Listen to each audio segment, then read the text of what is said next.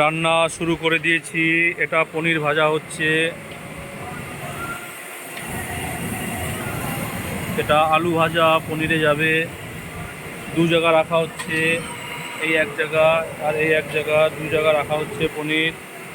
এখানে 70 কেজি পনির আছে। 70 কেজি পনিরের আলু পনিরের তরকারি হবে। এটা ফ্রায়েড রাইস বসিয়ে দিয়েছি, আর এখানে আলুর দম বসানো হবে। আলু ভাজা হয়ে গেছে, এই যে আলু ভাজা। এদিকে নানের গুচি করা হচ্ছে, আমরা কাজ শুরু করে দিয়েছি। আর ওদিকে মিক্সচার মেশিনে মশলা করা হচ্ছে, মশলা রিন্টু ভাই করছে। এটা জিরা বাটা, চালমগজ বাটা, এটা টমেটো বাটা। এদিকে রাইস হয়েছে, এখানে 15 কিলো চালের রাইস আছে, দু জায়গা রেখেছি, টোটালে 30 কিলো চালের রাইস রান্না হয়ে গেছে।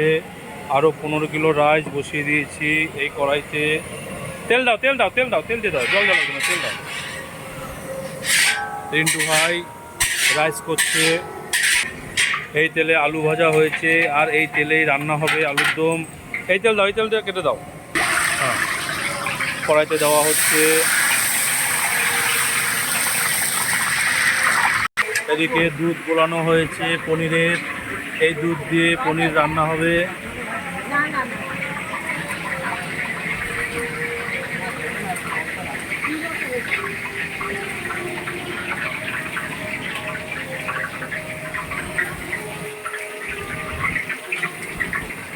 পনির ছোট ছোট করে কেটে নেওয়া হয়েছে।